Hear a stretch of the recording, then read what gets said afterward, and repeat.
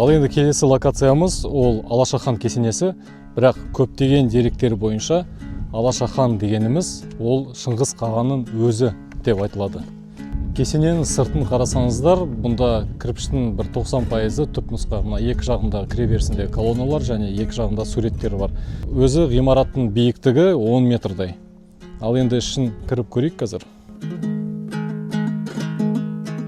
Ішінде міне осы жерде 4 адамның осындай тастары тұр. Осы кесененің тағы бір ерекшелігі, оны үстіге қарасаңыздар, екі терезе үш жағынан, екінші қабаттан ішке қарай қарап тұр. Ал енді егер мына жағын қарасаңыздар, бұл жағында терезе жоқ. Сонда мынандай бір нұсқа бар. Шыңғыс хан заманында осындай зираттарды егер өмір кезінде кегін алынмаған адам болса, ол келіп сол жатқан жерін қорлай алады. Сондай болмас үшін осы жерде екі күзет отырады. Содан кейін егер мына жерден біреу кіріп келсе, жаман ниетпен деген сияқты кіріп келсе, бір адам екі күзет дайын отырады, садақшылар. Екеуінің садағын тартады да, екі терезеде тура осы кіреберіске қарап тұр. Осы кесененің ең қызық жері ол міне осындай есік. Есік дегенде бұл жерде міне осындай баспалдақ төбеге баратын. Төбесін көрейік.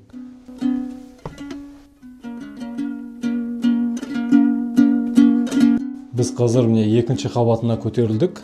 Екінші қабатта осындай кішкентай терезелер бар.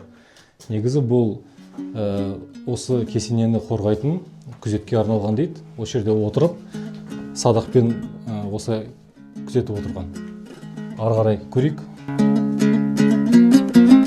Бұл жердің осындай өтетін дәліздері өте тар.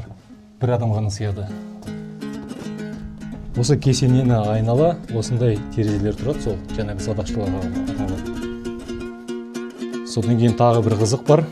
Ол дегеніміз осы дәл садақшыға арналған терезелер, бірақ ішіне қарап тұрады. Міне мен қазір тура осы терезеге қарама-қарсы отырмын, екінші қабатта. Осындай отыратын жері бар екен.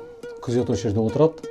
Ана жақтан біреу кіріп қалғанда садағын алады да, осылай тура терезеге осы қарап тұр.